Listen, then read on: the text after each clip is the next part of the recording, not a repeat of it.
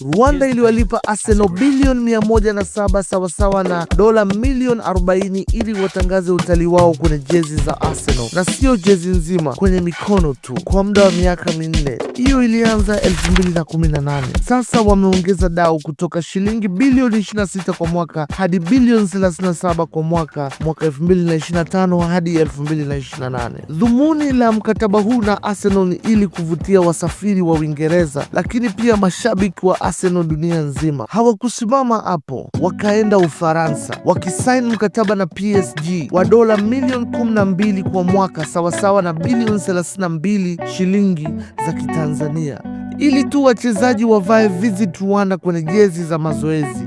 Narudia, jezi za mazoezi, sio jezi za mechi. Uwekezaji ulifanyika pia kwenye matamasha ya utalii, matangazo ya mitandaoni na PR ya kufa mtu. Swali letu ni je, utalii ulikuwa baada ya hapo?